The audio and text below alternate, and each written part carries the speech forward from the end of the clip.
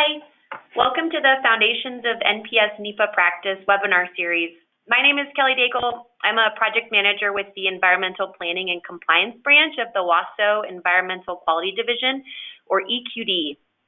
I'll be facilitating and moderating today's webinar, which is the last in our series, during which EQD project managers have presented foundational information on the National Environmental Policy Act and current NPS practices for implementing NEPA. We'll get started in a couple minutes here. In the meantime, as we've done in the previous webinars, I'm going to launch a few polls. So you'll see these popping up on your screen, and we'll talk through these as folks respond.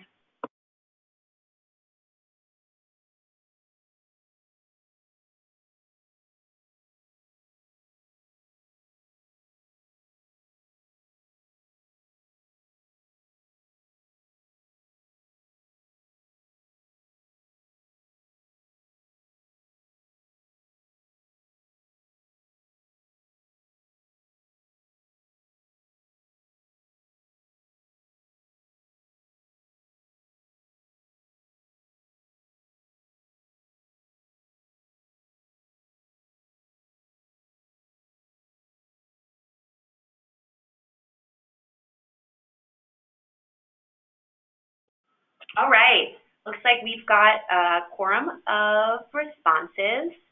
I'm going to share the results here. Looks like some folks indicated Executive Order 13807. For here, the DOI requirements are included in our secretarial order, which is SO 3355. Those secretarial orders, in addition to the executive order, are included on the Google Drive, and I'll send out that link again shortly. Okay. Another poll will launch. What is the new page and time limit for NPS EAs?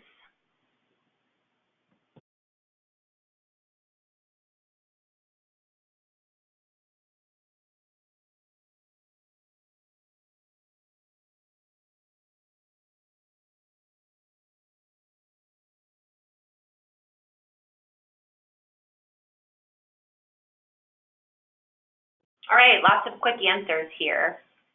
Share this one. So most everybody got this correct. It is 75 pages in 6 months for an EA.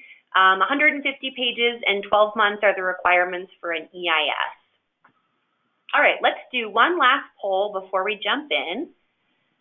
This one is, what happens if you can't meet the DOI page or time limit goals for EAs?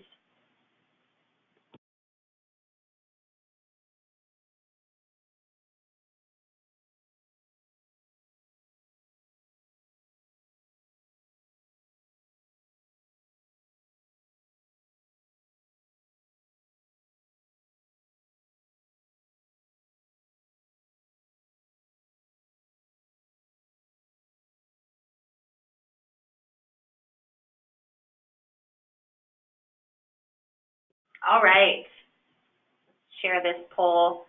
Some folks believe they may be going to NEPA prison. Let's hope that's not the case. But the correct answer is the first three. So you need to coordinate with the solicitor's office, your regional director, as well as the NPS director's office. Thanks to everybody for participating in those polls. So on our first webinar a couple weeks ago, we looked at a high-level overview of law, policy, and regulation.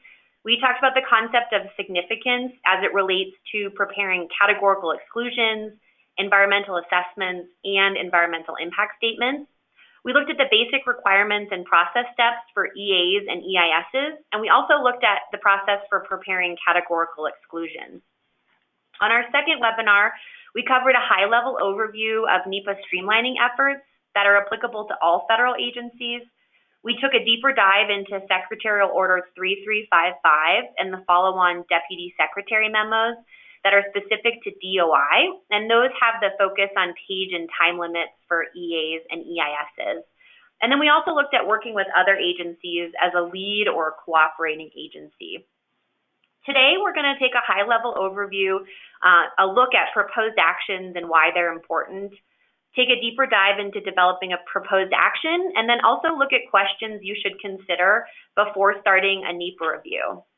All the materials will be present, all the materials that we'll present on today, including handouts and reference documents, are available on the Google Drive, and I'll chat those out in just a second here so you've got that link again.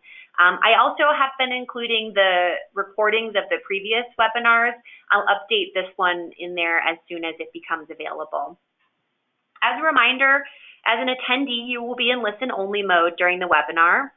So to ask a question, and we do encourage you to ask a lot of questions, type them into the questions or chat box in the GoToWebinar control panel. We'll answer your questions at the end of each major section. And if we've got time, we'll have an opportunity for an open Q&A session at the end of this webinar. And we'll do our best to respond to all questions.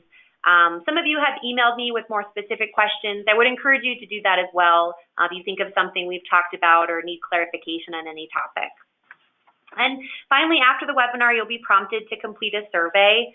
We've been sending these out after each webinar. It would be extremely helpful if this is the only one you fill out. Please fill out this one since this is the end of our webinar series. We piloted this a couple months ago in the Southeast region. This is only our second go around with these webinars for the Northeast region. We're always looking to improve, and we really value your feedback. So if you have a couple minutes, please take a look at that survey and give us some thoughtful feedback. So I'd like to introduce our presenters today.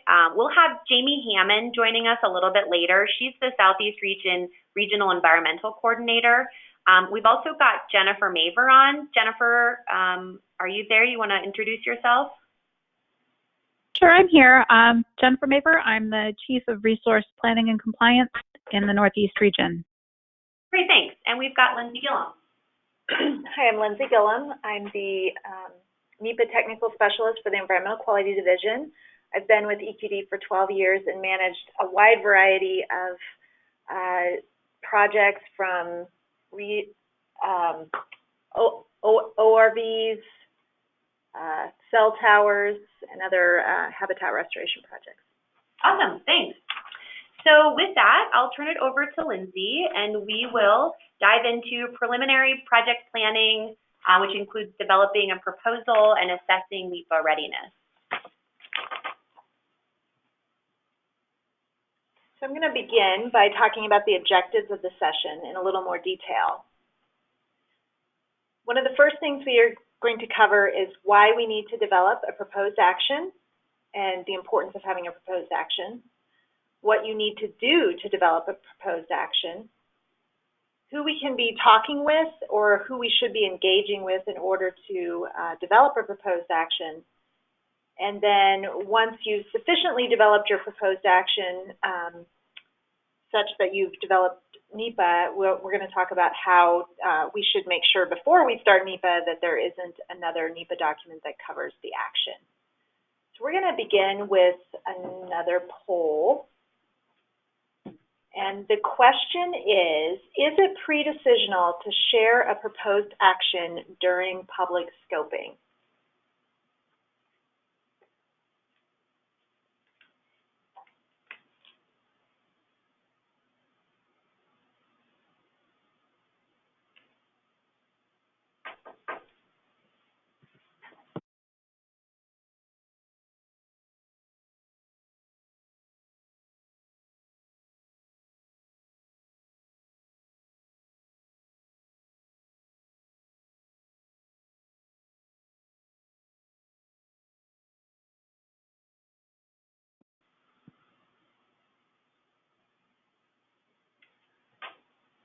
Okay, so we are going to be talking about this specifically, the issue of pre-decisional. So I want everyone to take a look. The answer is no, but we're going to go into more detail in a minute. So let's move on and start with what is a proposed action.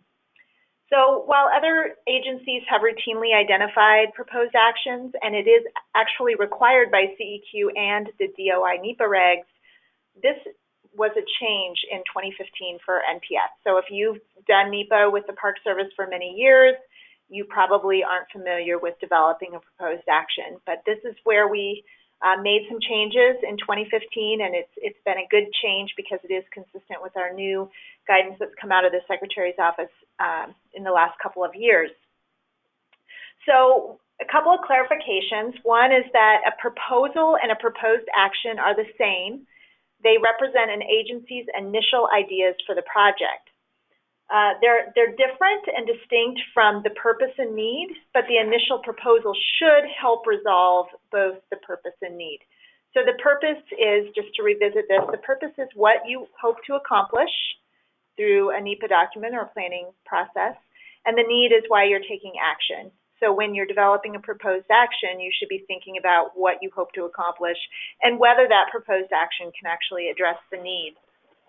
Ultimately, your proposed action may not become the preferred alternative, and it may not be the environmentally preferable alternative, which we'll talk about some more in the class training. But it is the beginning action that you are considering as you start a process, as you start the NEPA process. Having a proposed action helps facilitate alternatives development. So often when you are developing alternatives, it helps to understand where you think your starting point is. It allows your planning team to ask themselves, what are we hoping to accomplish with a particular action element? And is there another way of accomplishing the same, desired outcome while also minimizing impacts? You should always develop a proposed action with your subject matter experts. I like to say that the Park Service is full of highly intelligent, thoughtful subject matter experts on a wide range of topics from biological, cultural, and as well as visitor experience and interpreters. You guys have the experience there. It doesn't make a lot of sense to start a process by saying, we have no idea what we want to do, please tell us. So the idea behind the proposed action is that all of you subject matter experts should start by saying, we have a problem, this is the need, and this is how we think that we could potentially resolve that problem. The proposed action is not pre-decisional. This is probably one of the #1 things that we hear when we go to parks or regions. They say, oh no, we can't tell the public what we think we should do because that would be pre-decisional. So I'm here to tell you that developing a proposed action is not pre-decisional and in fact is essential to moving on with the NEPA process. So if it's not pre-decisional, then what is pre-decisional? So let's lay that out so that when you're talking to your park staff, you understand, and if you're talking to your superintendent, you can say, this is why we need to develop a proposed action, and this is why it's not pre-decisional.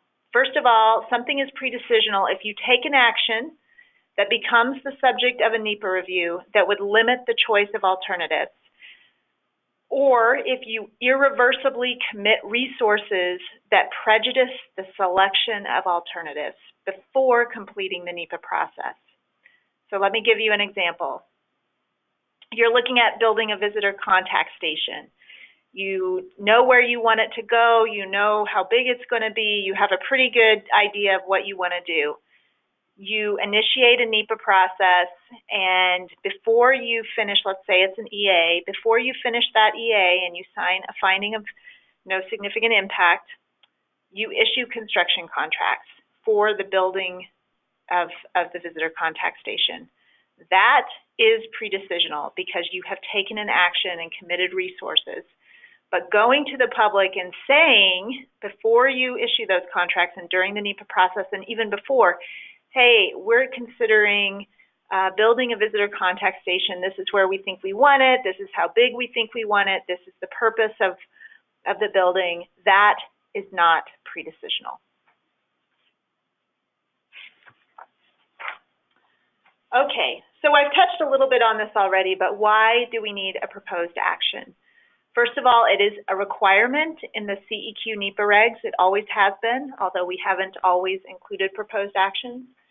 For an EA, it is a best practice to develop a proposed action because if you do have scoping, public scoping, it really helps get the public to comment on something meaningful.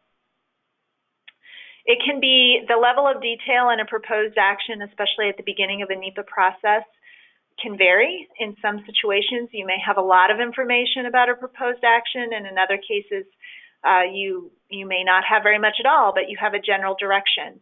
The point of the regs is that you have to start somewhere and you have to have a proposed action. Of course, the proposed action likely will evolve and change as you initiate NEPA and start an EA or an EIS, but the point is that you need to have one at the beginning. Okay, while the CEQ regs do require federal agencies to start NEPA early in the planning and decision-making process, it's not until a proposal or proposed action is developed that the NEPA review begins. So in the past, if you're a new practitioner to NEPA, you can kind of put this aside, but if you have been a NEPA practitioner for a while with the Park Service, in the past what we've done is we say we have a problem and we think we need a NEPA review to, an EA or an EIS to address it. So let's go to the public and let's, publish our notice of intent to develop an EIS, and then we'll, tell the public we're going to solve this problem and get their input. That is no longer how we do business in the Park Service. Before we can publish an NOI, a notice of intent to start an EIS, we have to have a proposed action that is described and actually is included in, it's required to be in the NOI, in the notice of intent. So the intent of NEPA is that the government doesn't take an action and analyze it later. Rather, NEPA requires planning and decision-making to be conducted with the environmental impacts in mind, so you should not use it to rationalize or justify decisions after the fact. Again, it's not pre-decisional, however, to have an idea of what you want to do. One question that we get a lot is, how do you know whether a proposal is developed? And we're going to talk about this in more detail in a minute. Do you have the information necessary to move forward? And one of the key things, the third bullet under NEPA begins when the environmental effects of the proposal can be meaningfully evaluated. So you can start NEPA once you're sure that you can actually evaluate the effects of the proposal. Okay, I'll move on to the next slide. So what do you do, or how do you develop a proposed action? First and foremost, as I just stated, you should do this before you start NEPA. We no longer go to the public and say, we're starting NEPA, we're going to develop our proposed action later, or preferred alternative, which is the terminology we used to use. We no longer do that. You are developing your proposed action before NEPA ever starts. What are the considerations when you are developing your proposed action? You want to make sure you understand the legal and policy frameworks that address the issue. If you are dealing with wildlife, you want to make sure you know what NPS management policies say. You want to make sure you understand the secretarial orders on wildlife management and hunting. If you're dealing with fire management, you want to make sure you know what our management policies say, as well as all of the, the recent SOs on active management. So it's really important that you understand and can articulate to the public the framework that you are going to be developing your proposed action within. So be sure you look at that early and before you start. The CEQ regs require that our proposed action include information of high quality or professional integrity. The National Parks Omnibus Management Bill Act of 1998 actually states that our management should be guided by the highest quality of science and information, and that the results of scientific study must be considered when making management decisions. So again, for all of you experts, especially you scientists out there, as you're developing your proposed action, you want to make sure that you are looking for the applicable data and for the best scientific data that is available on the topic. So one of the questions comes up, and this is frequently a problem. What happens if you don't have the data, or you know that the data that you have to address the particular need is not good data, or it's outdated, it's old, it's not particularly relevant to the question that needs to be resolved or the issue that needs to be addressed. The CEQ regs actually address this. They said, the regs say that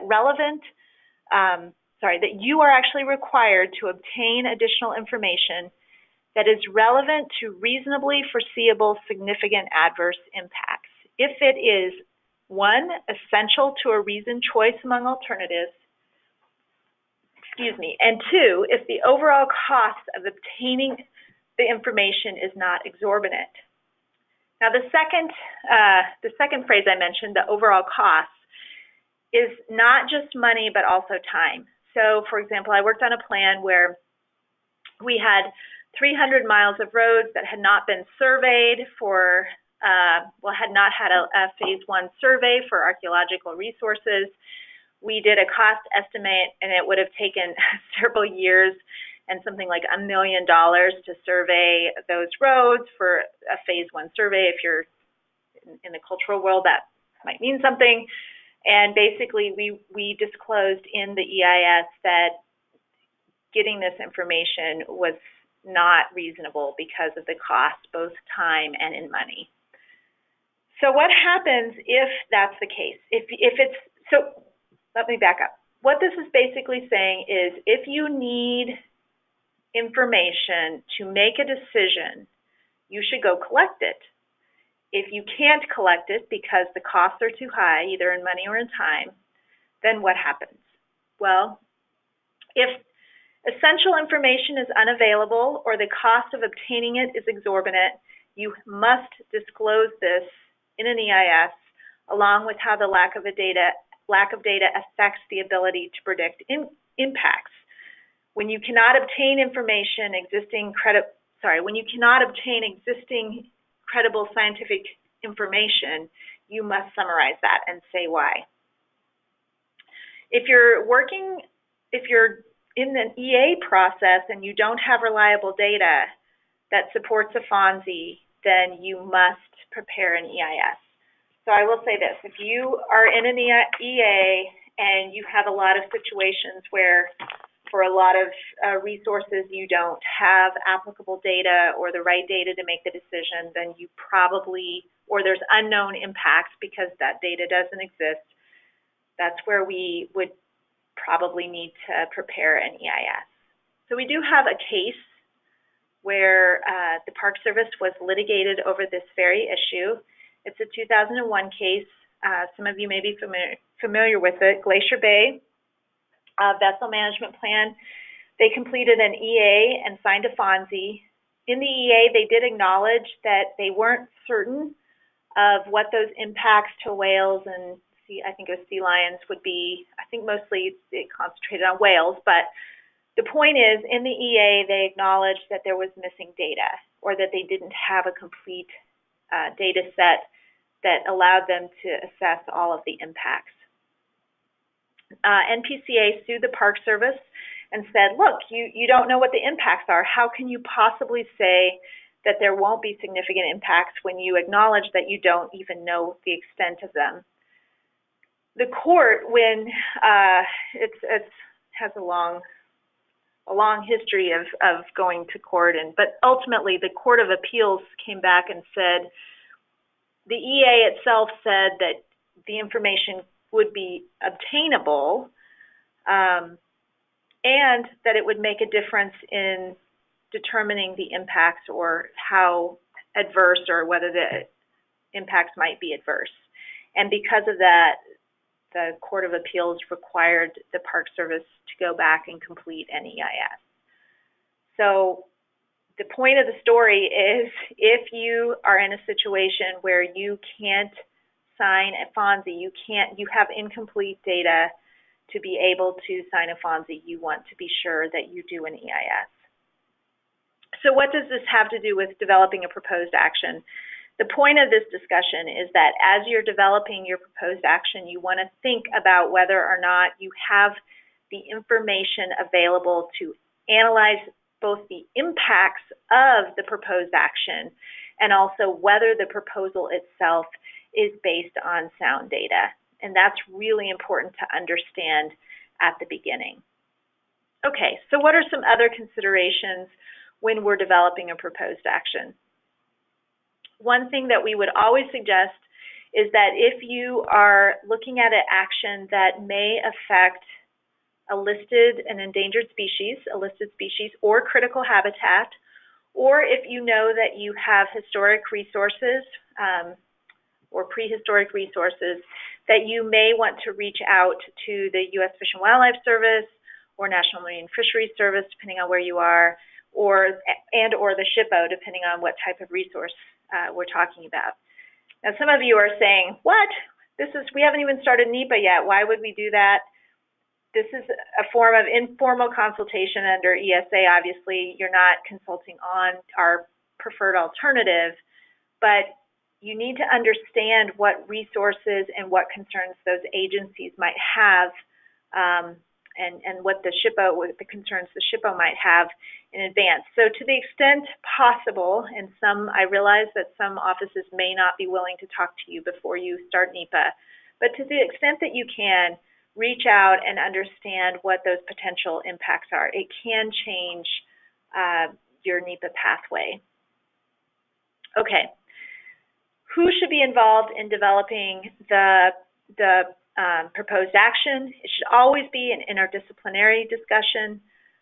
You can include your planning, your natural resources, law enforcement, facilities, interpretation, whoever you think may have an interest or something to contribute. You should consider pulling in your regional or Washington staff to the extent that they have something to contribute. The other thing, and an important piece of this, is that you do not have to initiate NEPA in order to talk to your public. We always encourage you to look at who your stakeholders are, and you can always be talking to them.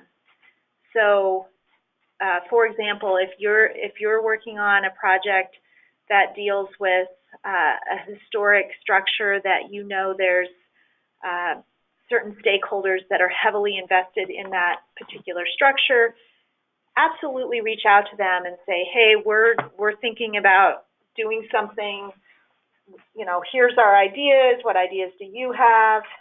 There's nothing that precludes you from talking to the public. You want to make sure you explain to them that you're not in a decision-making process, but that you are simply collecting information to develop a proposal.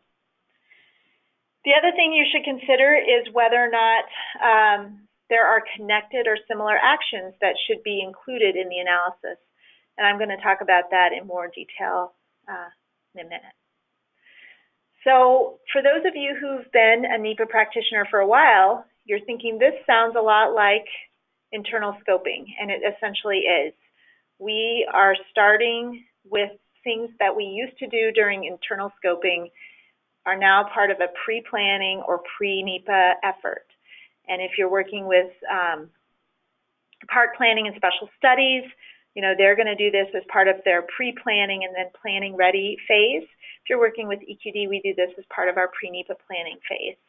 So regardless of who you're working with, you will be asked to develop a proposed action. Handout 6, which hopefully all of you have access to, touches on a lot of this. And we also have some supplemental guidance that talks about pre-NEPA. Especially if you're initiating an EIS, first of all, you should make sure to let us know or your REC know right away. But we can also provide you with some guidance on what you want to do before you start NEPA.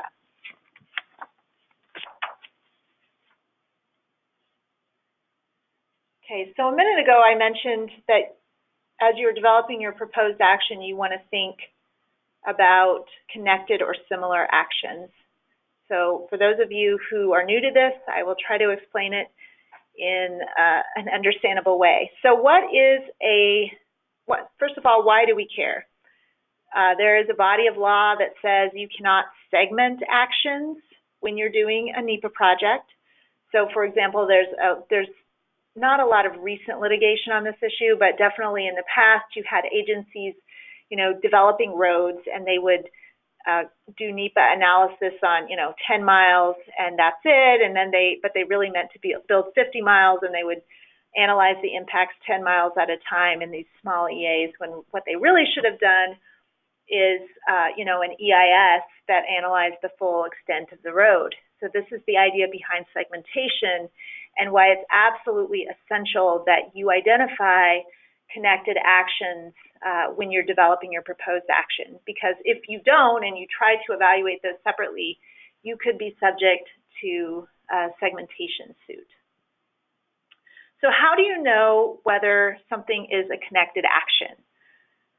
I'm going to give you an example of a connected action, and then I'm going to talk a little bit about how you know if it's not. So an example of a connected action, if you're building, let's say you're building a visitor center, you know where this visitor center is going to go, and in order to get to the visitor center, you have to build an access road. Well, you would never build the access road without the visitor center, and you would never build the visitor center without the access road. So you cannot segment the analysis of those two things. They would not exist but for the other. So that's a question. Would you ever take this action without the other action? That's the main test. The test is called independent utility. The question is, does the action have a reason to occur without the other action? If an action has independent utility, in other words, it doesn't need the other action to exist, then you don't have to analyze it in the same NEPA review.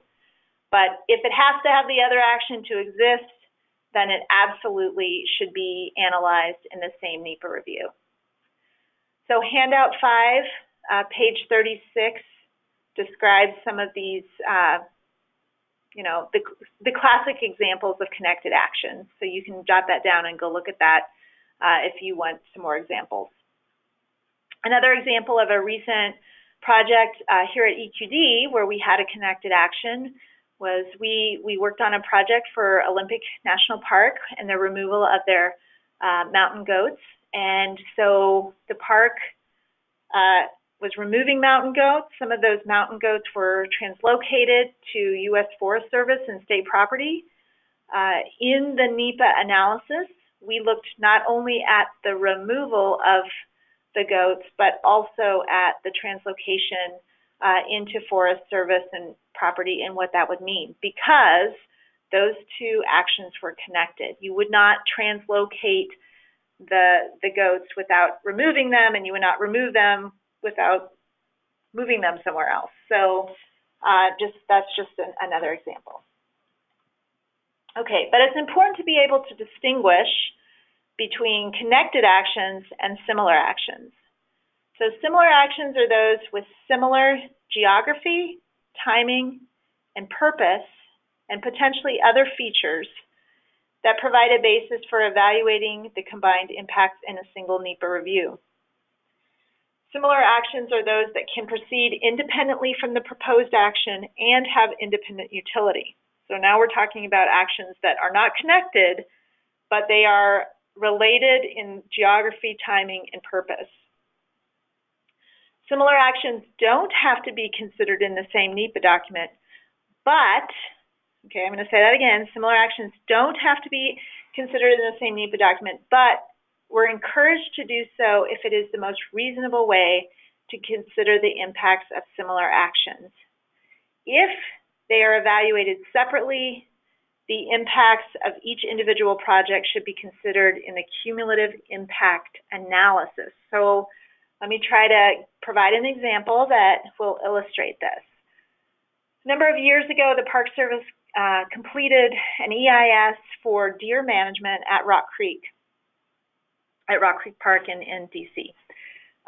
In that document, we described how we were going to manage deer, and a major driver in that management was the deer's impacts on the herbaceous cover of the park. We were sued for that. That EIS was sued, and the district court. Oh, let me back up. The litigation suggested that we violated NEPA because we did not analyze invasive species management as a tool to address these specific impacts to the vegetation.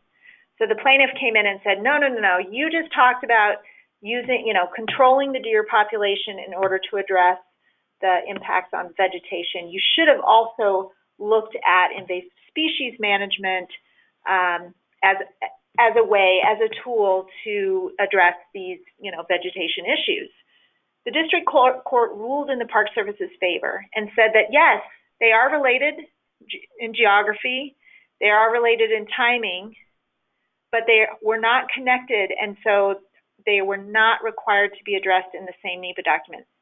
Again, the test is, can you conduct deer management and not invasive species management? And the answer is yes, and the alternative is the same. You can do invasive species management and not do deer management, and so they are not connected, but they were similar. So we did win in court.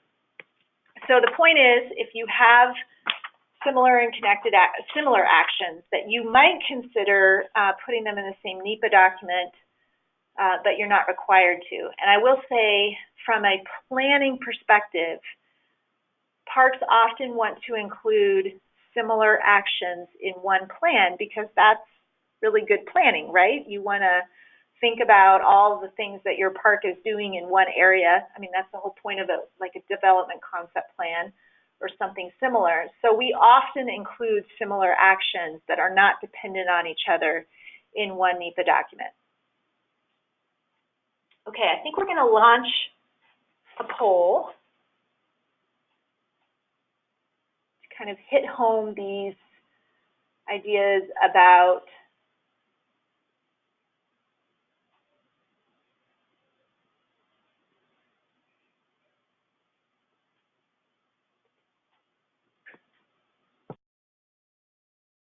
so the first one, are the first two actions connected? Oh, am I supposed to read them? Oh, Yeah. sorry.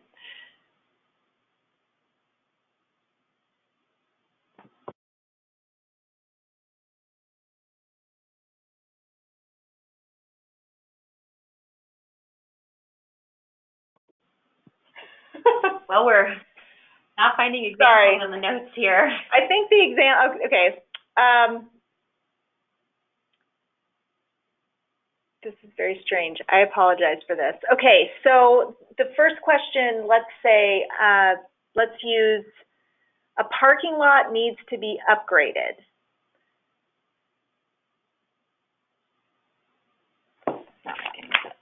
Let's skip this poll. We're skipping this poll. Sorry, guys. We're missing an entire page, I think. Okay, I'm going to move on. Oh, here we go. It's on this slide. What if your park was considering the following actions? Building a new visitor center, constructing a trail around the visitor center, upgrade parking and conduct a road realignment, or add a campground near the visitor center site? So the question is, are these connected actions? Are the first two connected actions? Building a new visitor center and constructing a trail around the visitor center. Well, we talked about this. It matters whether they have independent utility. The second one, upgrade parking and conduct road realignment. Again, it matters whether there's independent utility. Would you be, is it connected to building the new visitor center, or would you realign the road anyway? And then adding a campground near a visitor center site is probably a similar action, but it might not be a connected action. So you might choose, hey, it makes sense to put a campground near the new visitor center, but we could put the campground here anyway. So again, you may want to include it in the same document, or you might not. I apologize for that technical difficulty. That was completely my fault. Okay, developing the proposed action. Who do we involve? I mentioned earlier that it's really important to have an interdisciplinary team. This should not be done by one person. You should make sure you reach out to all of those experts, including your law enforcement, those folks that are going to be talking to the public about the proposed action or enforcing those actions. You also want to look and make sure that if it's an action that may require permitting, as in Clean Water Act Section 404 or something like that, you want to make sure you understand what those requirements are, and you may need to reach out to other folks to understand that. Okay, when you start your proposal and you are talking with your IDT, you should discuss other required consultation. We talked about that a minute ago. Depending on the nature of the action and required permits, especially from other agencies, you want to consider whether or not, if you are in the EIS world, you have one federal decision. And we're going to discuss this more, but I'm just going to leave that right there. This is a new requirement that if you have 2 or more authorizations required, and that does include if you need a biological opinion, then you fall under the Executive Order 13807. Okay, it's common for NPS projects to have requirements for consultation both under the National Historic Preservation Act as well as under the ESA. Many of you have endangered species or critical habitat. Also, do not forget your tribes. It's very important to make sure that we're consulting with our tribes. We want to make sure we're thinking about this in advance because it can really affect your project timelines, especially we've seen a lot in the last 2 years. We've seen a lot of parks stumble with meeting new timelines because of consultation, particularly Section 106 consultation. If you think there's a possibility that you are going to need an MOU or an MOA or a programmatic agreement under Section 106, you want to start thinking about who your consulting parties will be under Section 106 for developing that programmatic agreement. You want to begin that process as soon as possible, and you want to identify that and start working, identify those consulting parties as soon as possible. So it's great if you do this at the time that you're developing your proposed action, develop who those people might be. If you're looking for, if you know you're going to need a Section 404 permit, a 404 permit under the Clean Water Act, you want to reach out to the U.S. Army Corps of Engineers. You'll probably find that they are less interested in helping us during pre-NEPA. I will say that a lot of the requirements for time for the timing of our NEPA documents don't apply to the Army Corps of Engineers because they are Department of Interior requirements. So you might find them less willing to work with you, but it's still important to reach out. You also want to look at who would become cooperating agencies. So there may be a cooperating agency by jurisdiction. You may have a county that owns a road, or a state that owns a road, or you may have another bureau that has jurisdiction over some element of your action. You may Fish and Wildlife may have to issue a permit for take or something like that, or a biological opinion if you plan to take an endangered species. Those agencies, agencies or government entities have jurisdiction by right and will need to be formal cooperators. You can also look for formal cooperators that may have special expertise to contribute. So you want to begin identifying those folks to let them know that you're going to potentially be starting a NEPA process. Tribal governments, again, really important to make sure to include them and to do the government-to-government consultation. You can, again, let them know that you're developing a proposal, seek input on their ideas on what they would like to have included, and make sure that you do that consultation. Again, I want to emphasize that you can talk to the public and to all stakeholders before you initiate NEPA. And in fact, in most cases, we would recommend that you do that, despite that we typically have not done that in the past. How would you engage those stakeholders? There's no set rules. I always like to say parks know their audience. I've been to parks where they wanted to have, meetings in schools and churches because that's where their audience and their constituents like to go and meet. Other parks have been really keen on having webinars and ways to reach a broader audience because that's how they've reached out in the past, and it's been successful. The point is, during the proposal development stage, You should develop a public involvement strategy or a stakeholder strategy so that you know how you'll proceed both before and after you initiate NEPA. You know, start making that email list or mailing list if you still do hard mailings. If you want to have meetings, listening sessions, any of those things you can do during pre-NEPA before you start, during the development stage of your proposal. Just make sure you tell them that you are not in a NEPA process, and that you're not, if they, you know, NEPA is a term of art, you know, make sure you state that you are not in a decision-making process. You are in a proposal development stage, and you're just seeking input before that.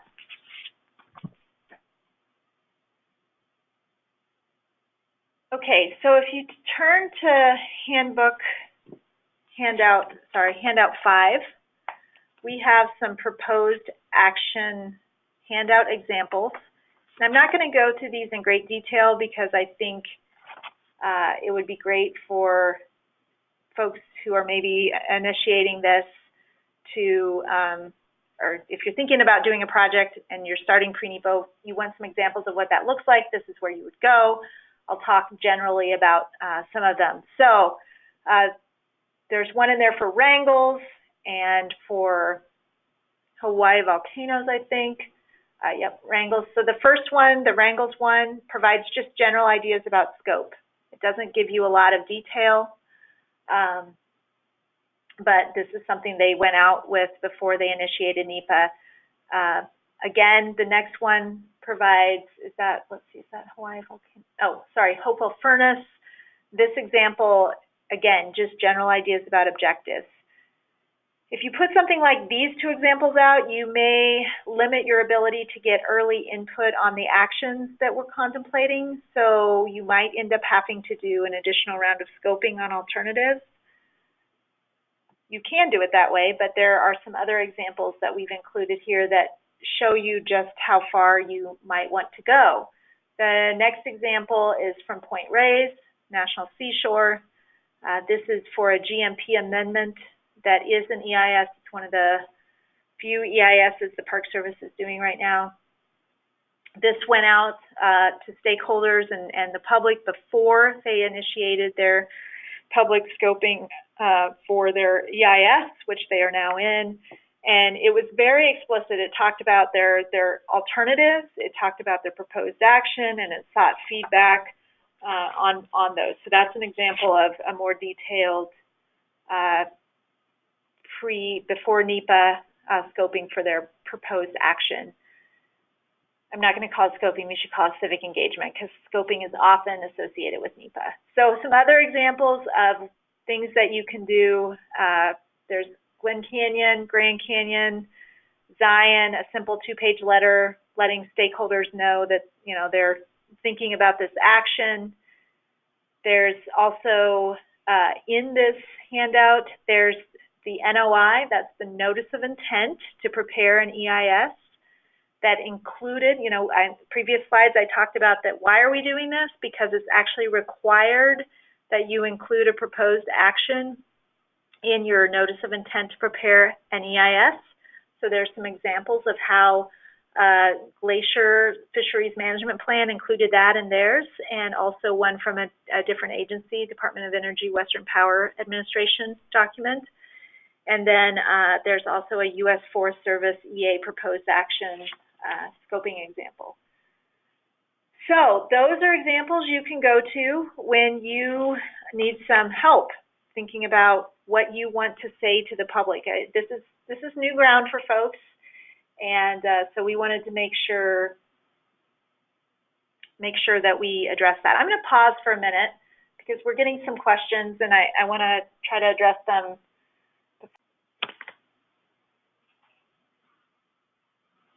So how do you know when you are ready to initiate NEPA? Okay, the first thing I want to say is you should figure out whether you want to take an action. And if you don't want to take an action, then you don't need to do NEPA. I'm going to restate that again. If you have, especially if you have a project proponent and a person has come to you or an entity has come to you and said, we want to, do X, Y, or Z in your park. Please consider this. I want to reiterate that you do not have to do NEPA to say no. A quick example, we had an applicant request at a park in the western United States to have a bike race, a major international bike race, go through this park or monument. And the park was really concerned about the significant impacts associated with this event. And they came to us and they said, we need to do this document to show all these reasons why we can't host this, we can't allow this use in our park unit. The answer is, if you don't intend to take action, if you're not going to permit the action, you do not have to do NEPA to say no. So I want to make sure that's crystal clear. So when are some other situations when you're not ready to do NEPA?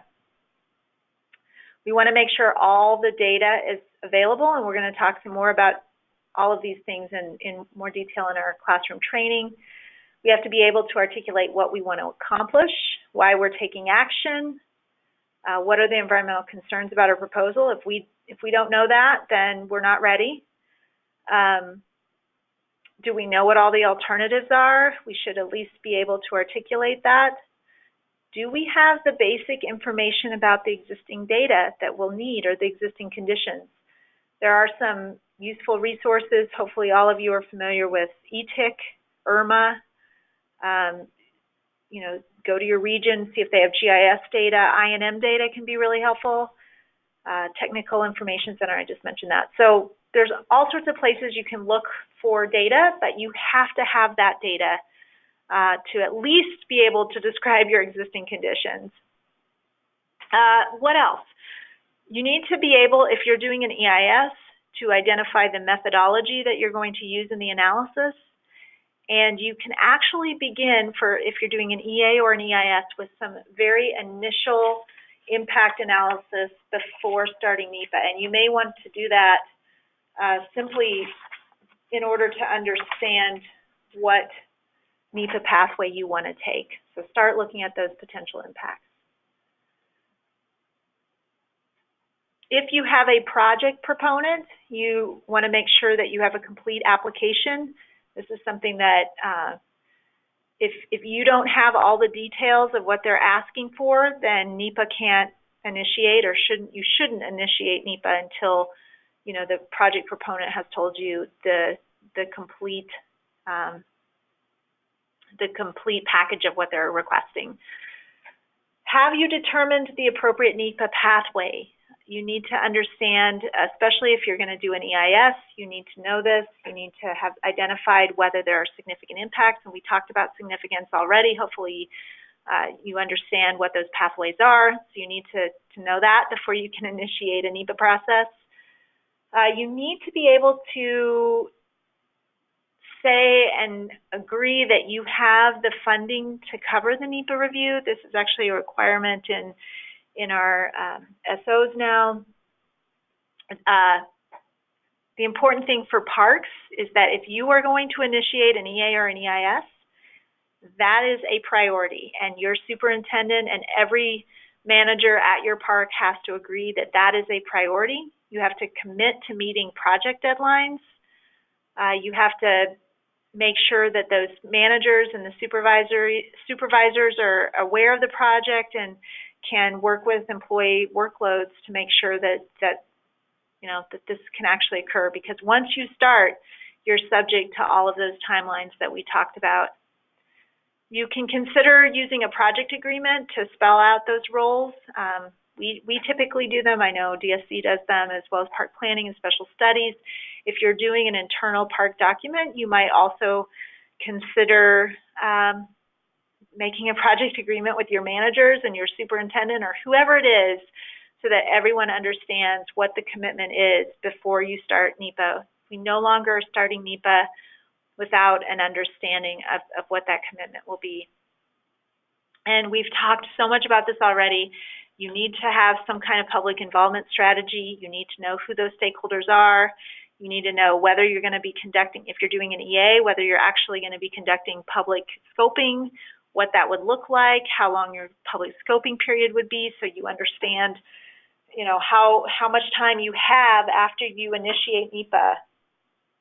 You should talk about how you would handle comment requests, or sorry, comment period request extensions.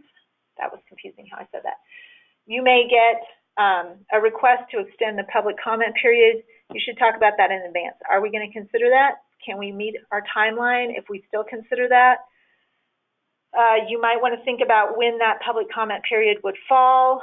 Sometimes parks don't like to release things around holidays, so you know, don't initiate a NEPA process that will require you to meet a 6-month deadline if that is going to fall on a holiday when you don't think that your public is going to be able to pay attention. And of course, as I said, how you're going to reach out to those stakeholders we've talked about.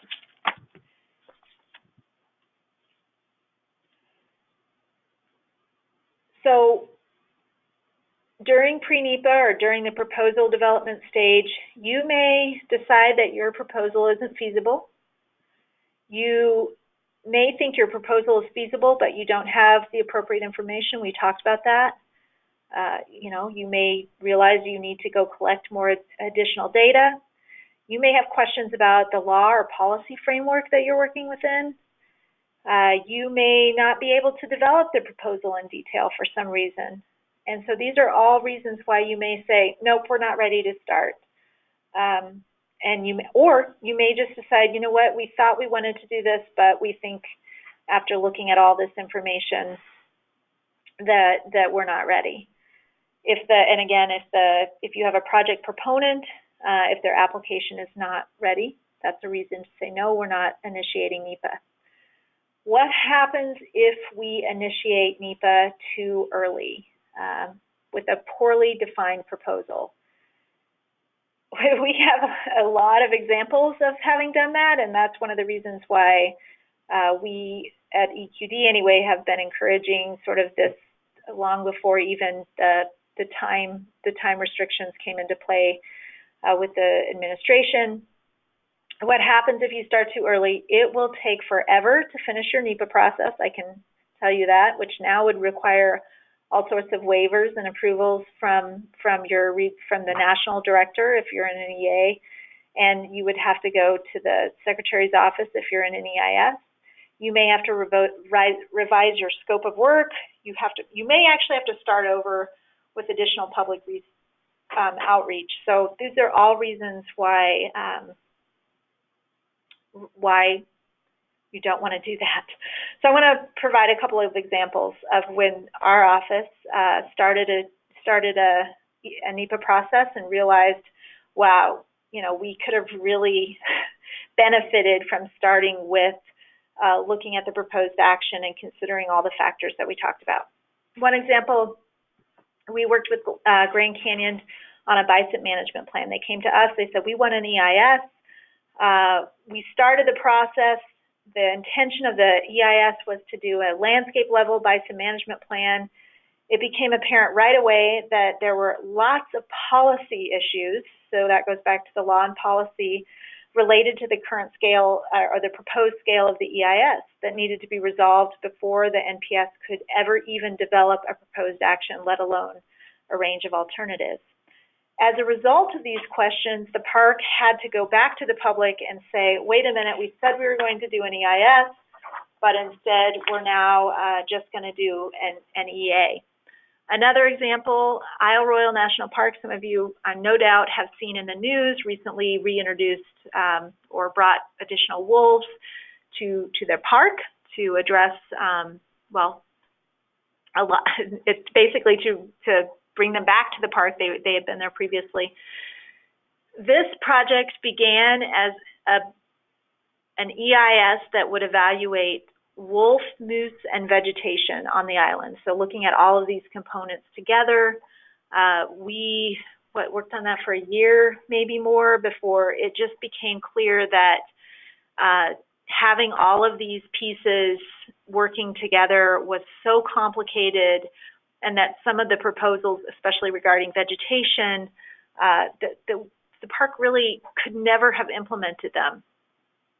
we had already published an NOI saying we're doing this wolf moose vegetation plan, and because of the internal deliberations that followed, we went back and we had to issue a new notice of intent that said, hey, actually what we're really looking at is, should we bring wolves back to Isle Royal, or should we just let nature take its course? Should we intervene or should we not?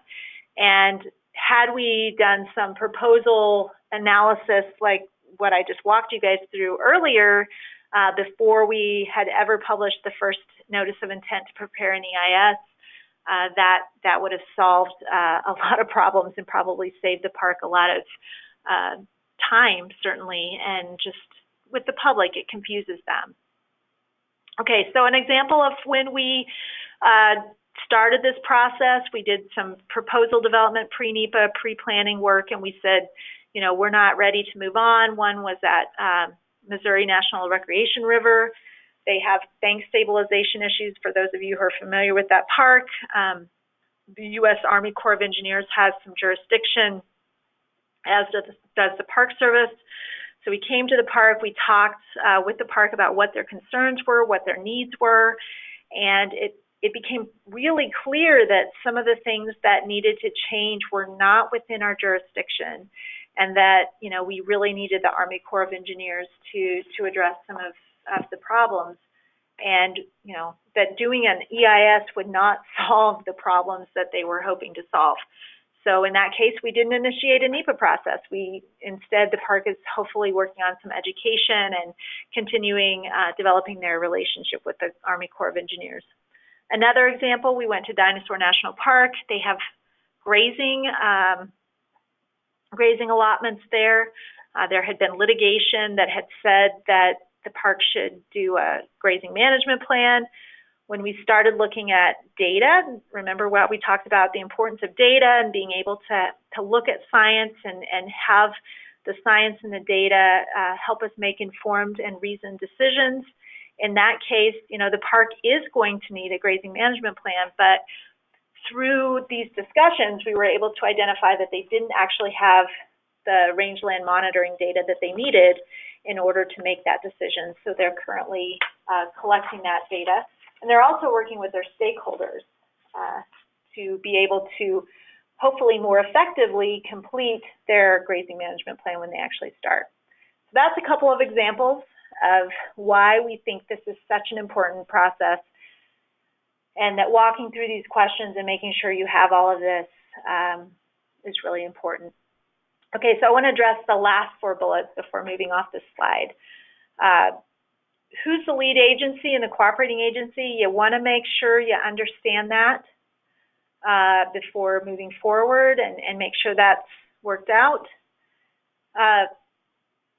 We've talked a lot about independent utility and similar actions.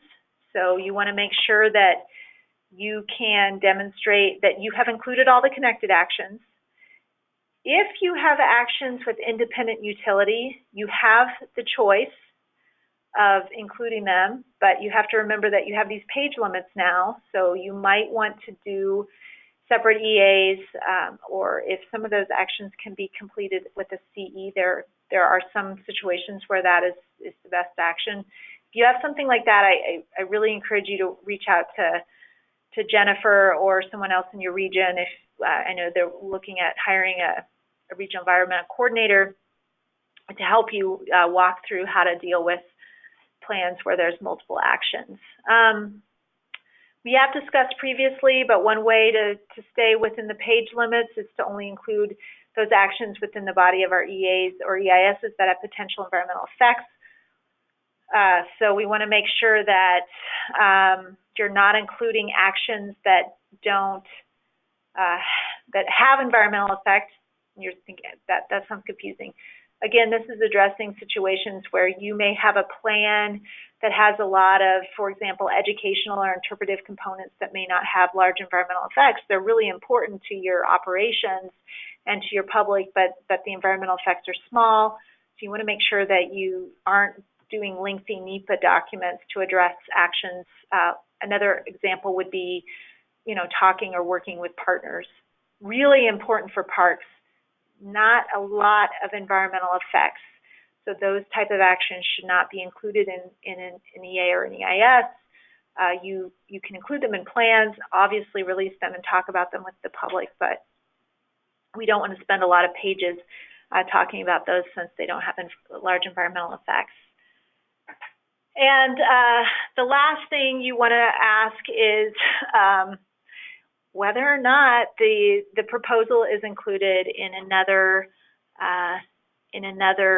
NEPA review, and I think that's what I'm going to be talking about next. So one of the things that we always do is look at whether or not the action that you're proposing is covered in a previous document and to what level of detail. If you have a project or a proposal that was covered in a previous document, you can use a memo to file to document that, but you need to make sure that the proposal is the same, essentially, and that its impacts were adequately described, and that the existing condition is more or less the same.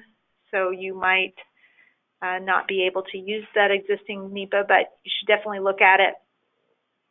And if that's the case, then you don't have to do additional NEPA.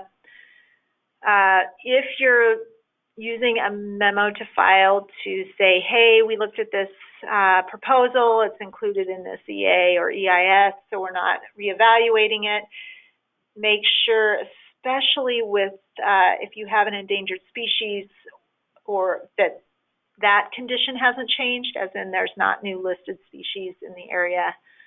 There's not a standard format for how you do a memo to file. You just want to make sure you include a description of the action and that you've looked at these things, that you've looked at whether the conditions have changed, and that it's in site-specific detail to accommodate.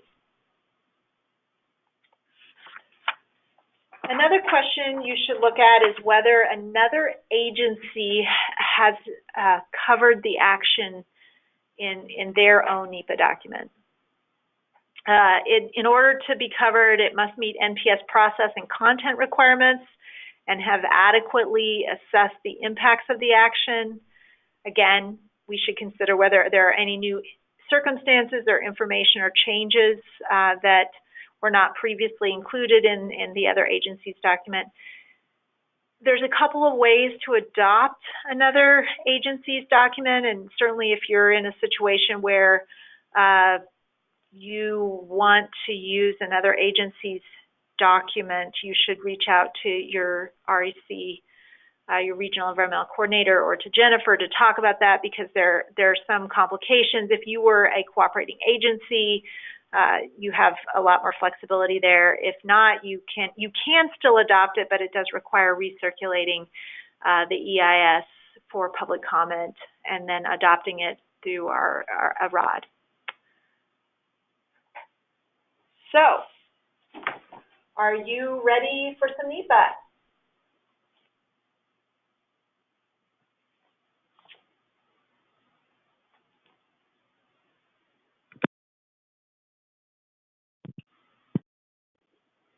We're going to take a 10-minute break, and when we come back, we are going to talk about the other consultation requirements that you should be considering when you're initiating NEPA.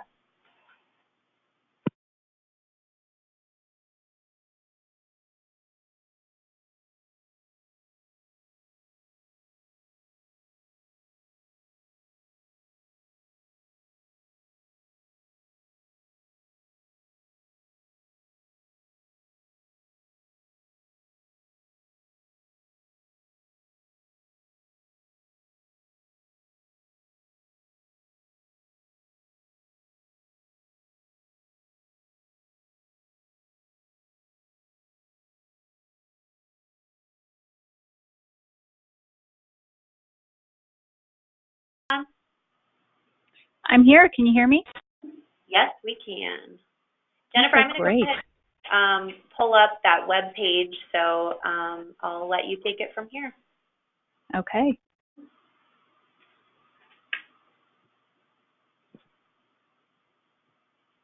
right, there it is. So this segment is going to review the Northeast region's online NEPA resources that are available for folks to look at service-wide. So on the screen here, you'll see the NEPA homepage that's on the Resource Planning and Compliance Division's website. This is basically the one-stop shop for online NEPA resources for the Northeast region. So I'll just go through the website here and highlight some key information. So on the homepage here, there's an overview of NEPA that explains why we need to comply with NEPA, what triggers NEPA, and the NEPA regulations and guidelines that the Park Service follows. So Kelly, if you want to scroll down a bit and stop, there's a date that says November 7th, 2018. So that's, that's a link to the Northeast region's process to obtain concurrence to start an EA or an EIS. So if folks would click on the brown link there, it takes you to a page with an overview of the process and the steps to take to get regional concurrence. And right below that, there's a date that says December 13th, 2018. So last December, Resource Planning and Compliance hosted a webinar with Dave Jacob at EQD to explain the pre-NEPA process under the new NEPA streamlining. So the brown link there will take you to handouts and a recording of the session.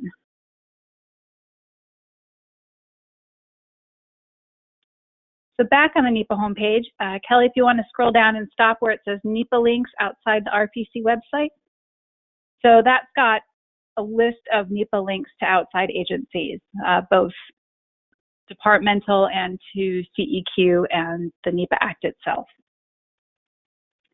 So Kelly, if you want to scroll down to the next section under NEPA information and guidance, this is some information and guidance that our previous regional environmental coordinator put together. And there's a couple key things to note from this list. That first link there in brown that says a brief overview of the EO and secretarial order.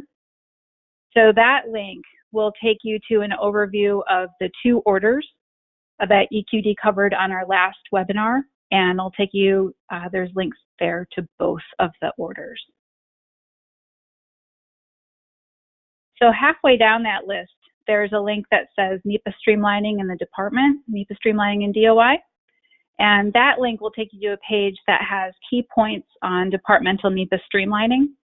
Got some guidance on streamlining and shortening EAs and EISs, as well as some sample schedules and documents.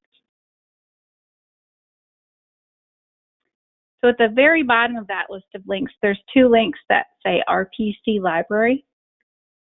And if you click on the first one that says NEPA Guidance, that link is going to take you to the RPC Library, which is on Google Drive. And it's going to take you to a list of guidance that was put together by our previous REC. And the NEPA Guidance page contains some guidance, case law, samples of decision documents, and statements of work. And Kelly, if you click on that last link for the RPC Library for NEPA streamlining, that's going to take you to a Google Drive page that has the entire list of the NEPA streamlining documents sent by the department, Washington Director's Office, and EQD.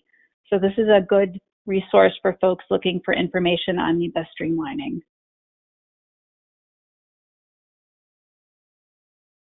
And so that's it. That's the end of the tour. If anybody from the Northeast Region Parks or Programs have NEPA questions, you can give me a call. Again, the name is Jennifer Maver, and you can give me a call until our new REC is hired sometime this fall. So Kelly, I'll turn the presentation back to you. Awesome, thanks Jennifer. Jamie, are you on? I am. Hi Jamie, welcome.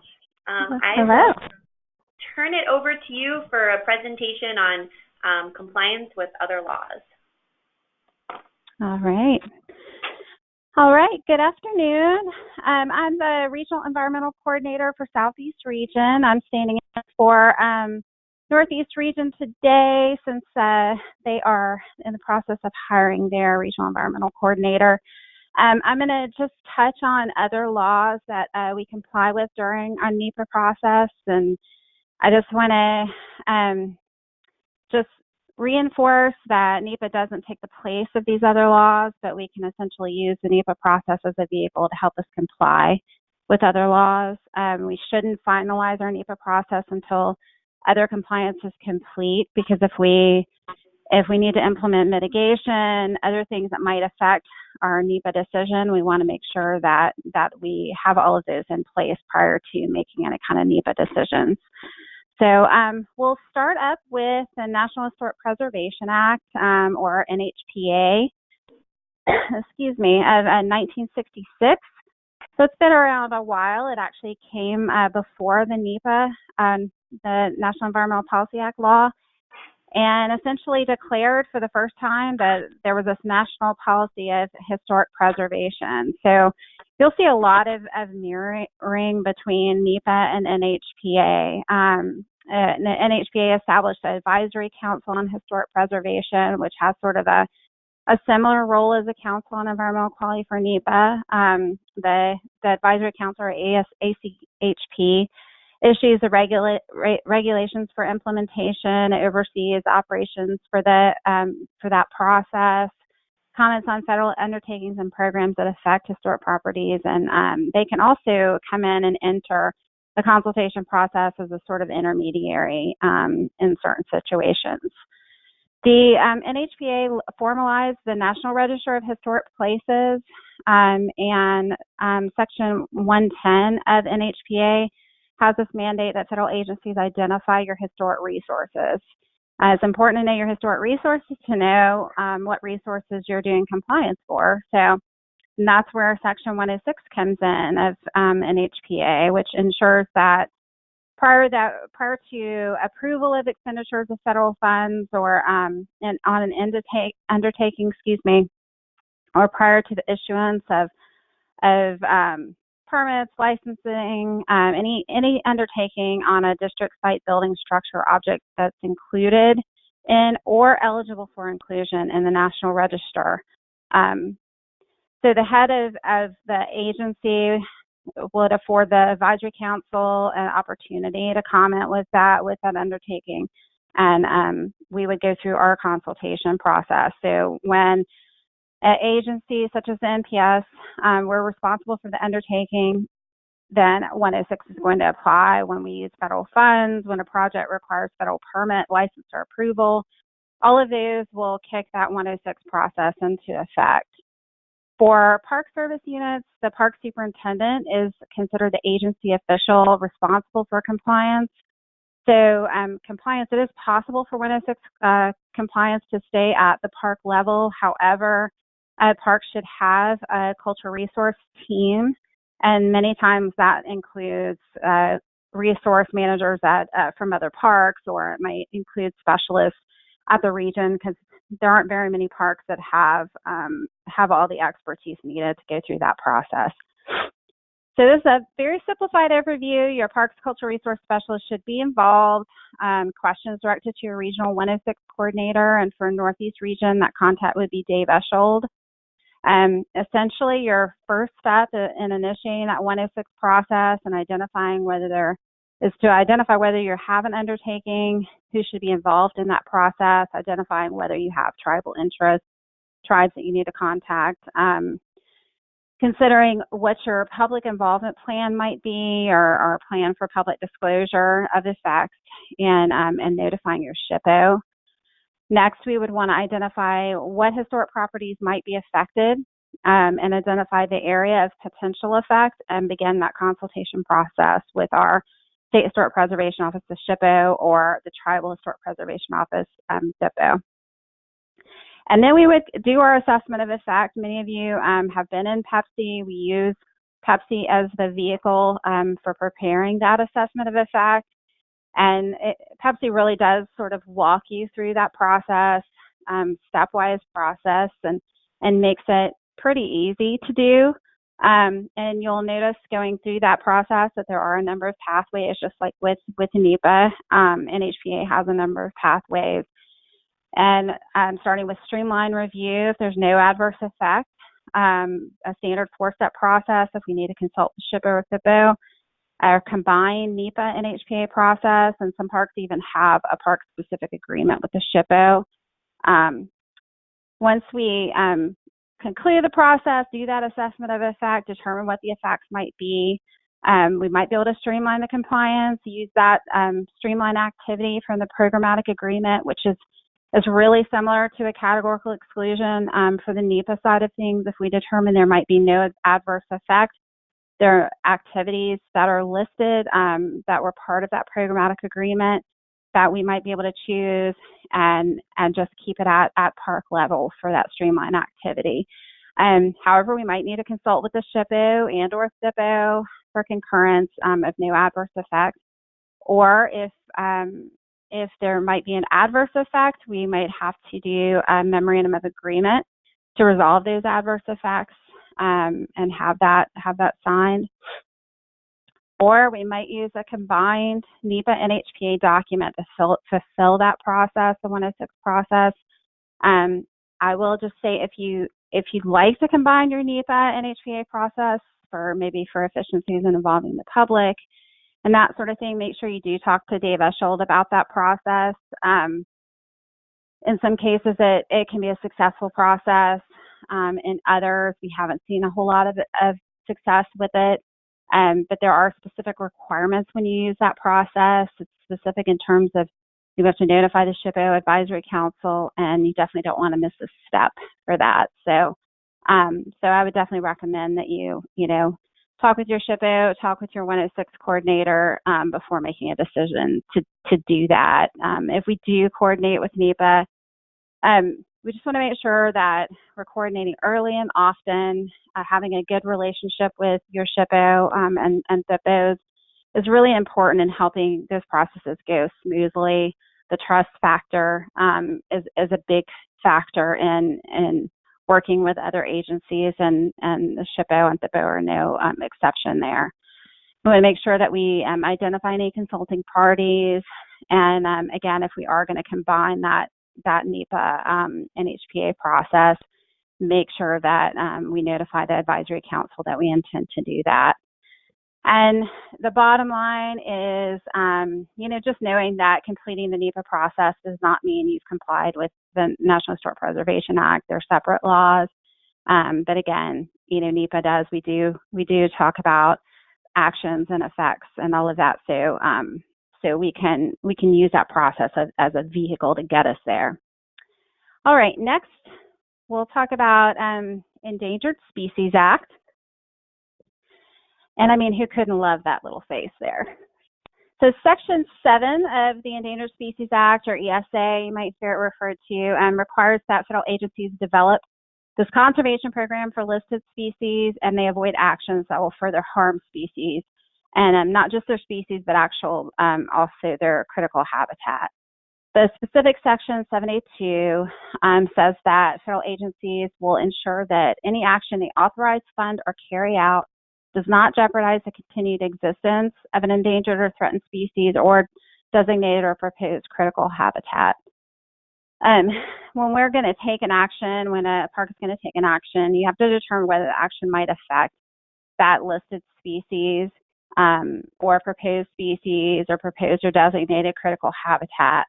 So essentially, if to comply with Section 7 of ESA, we would either request from Fish and Wildlife Service or National Marine Fisheries Service, depending on who has jurisdiction for that species.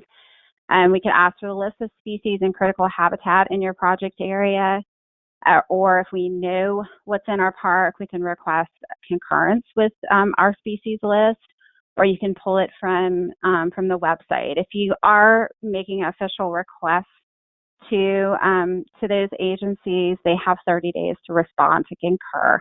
I think for the most part, we don't necessarily formalize that letter and all of that. It tends to be a more informal process, but we can do it that way, and we can do formal letters requesting those species lists just to make sure that we do have the correct species identified. But most parks are used to working with species, know what's in their park, and they have those relationships with Fish and Wildlife. Once we have a species list, or we know what species are that might be affected, you'd have to determine whether the actions that you're going to take may affect those species or their critical habitat, and if not, no further consultations required. You just have to document that for your files, that you've looked at it and determined that there would be no effect to the species. If a protected species might be affected, that's when we would need to go through a consultation process with Fish and Wildlife or National Marine Fisheries, depending on the species.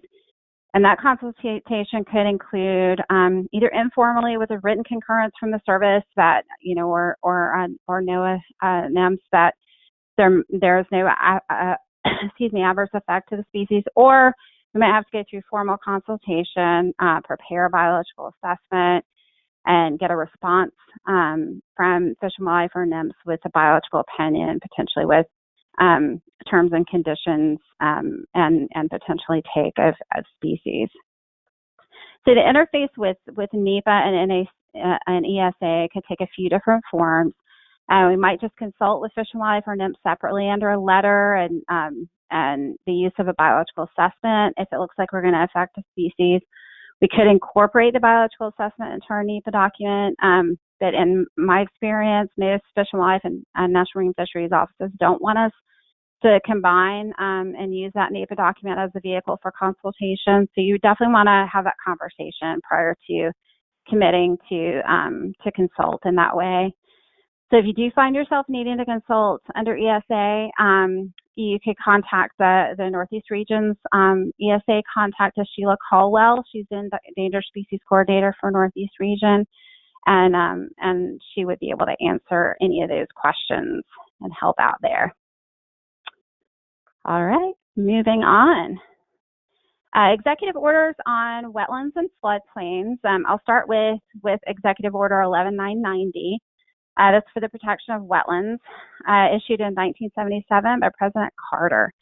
Essentially, the executive order was to direct the agencies to avoid, to the extent possible, adverse effects associated with destruction or modification of wetlands, and also to stress, if we can avoid affecting wetlands, then we should be avoiding wetlands, and if there's a practical alternative to do so. The executive order directed agencies to issue procedures. For Park Service, we have Director's Order 77-1 and Procedural Manual, which has a no net loss of wetlands goal. It has an adoption of the Coward and Wetland Classification System for Park Service definition for classifying and inventorying wetlands. Executive order directs us to minimize the destruction, loss, and degradation of wetlands, preserve and enhance natural and beneficial values of wetlands, and avoid direct or indirect support and new construction of wetlands unless there's no practical alternative again. Essentially, the DO states that, our director states that actions proposed by the Park Service have the potential to have adverse impacts on wetlands. We'll evaluate those through our National Environmental Policy Act planning process. And what this means, essentially, for combining with the NEPA process and the NEPA pathway, doesn't matter if we're doing environmental assessment, environmental impact statement, or a categorical exclusion. For wetlands, we will prepare a statement of findings. And essentially, the statement of findings, or SOF, documents compliance with the director's order, documents what the adverse impacts on wetlands will be, and how those impacts will be mitigated. And all those are outlined in that SOF. And there are actions that are accepted from the statement of findings, and they're identified in the procedural manual. The statement of findings has this public review requirement. So if we're doing an environmental assessment or environmental impact statement, we would attach that draft SOS to our NEPA document so that it would go through that public review process. But just be aware that you don't, not to skip that step. If you have a categorical exclusion and you don't intend on circulating that to the public, we still have an obligation for public review for the statement of findings. So just keep that in mind. Excuse me. So if you have questions on that, the regional hydrologist for Northeast Region is Peter Sharp, and you can direct questions to Peter on that process and what needs to be done. Once the statement of findings has been prepared and goes out to the public, the superintendent would recommend the statement of findings, and there's a certification step with our Water Resources Division. And essentially, they look at the SOF for adequacy of content, and they would sign off on it, and the final approval is with the regional director. So we typically route our statement of finding with our decision document. So if we're doing a finding of no significant impact or record of decision, we would route that SOF with those decision documents. So the next executive order is 11-988, and that's for floodplain management. It came a little after the wetland executive order. And it's really similar, just issued to avoid, to the extent possible, long and short-term adverse impacts associated with the occupancy and modification of floodplains. Also directs to avoid direct or indirect support of floodplain development wherever there's a practical alternative. So similar to the wetland executive order. Like the executive order for wetlands, the EO for floodplains requires agencies to develop agency-specific guidance and minimize the impacts of floods on human safety, health, and welfare, and restore and preserve the natural and beneficial values served by floodplains. Specifically, the services goal, Park Services goal, is to protect and preserve the functions of floodplains, avoid long and short-term environmental effects with the occupancy and modification of floodplains. So, in construction, not constructing in floodplains. Avoid direct and indirect support of floodplain development actions that could adversely affect the natural resources and functions of floodplains or increase flood risks. So when we can't restore natural floodplain values and can't locate or relocate development or inappropriate human activities to a site outside and not affecting a floodplain, then just like with effects to wetlands, we have to prepare a statement of findings.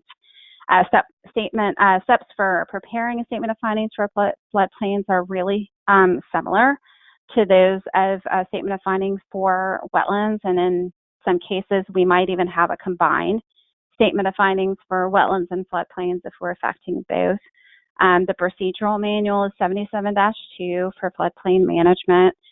And the SOF for floodplains just states that we've taken all reasonable actions to minimize the impact to natural resources of floodplains. We use non-structural measures as much as practicable, and that we've ensured the structures and facilities are designed to be consistent with the intent of the standards and criteria of the National Flood Insurance Program. All right, so that's wetlands and floodplains, and the SOF for floodplains is similar to wetlands. There's that certification step with Water Resources Division, and approval is by the regional director. All right, and finally, Coastal Zone Management Act. So Coastal Zone Management Act was enacted in 1972. It's administered by NOAA and provides for the management of the nation's coastal resources, including the Great Lakes, actually.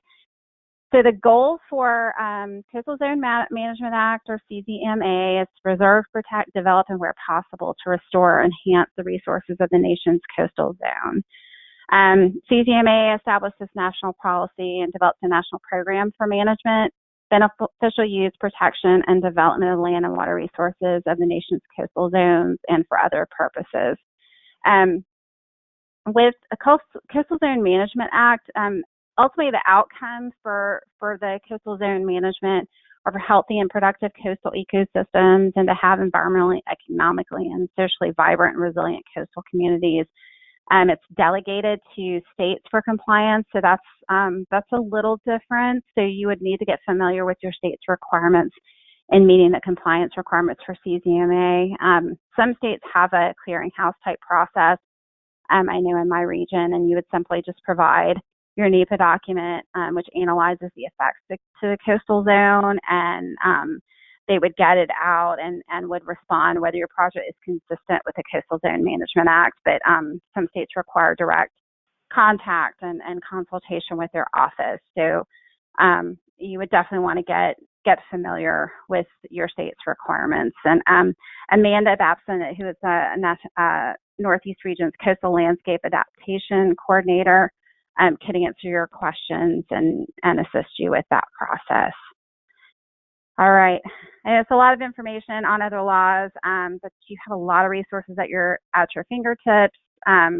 The website for Northeast Region is amazing, and I know the former REC spent a lot of time developing that, and is really helpful. And you guys have your regional contacts that can help you get your questions answered. So you have a lot of resources at your fingertips that can help you through those processes. That is all I have. Thanks, Jamie. So that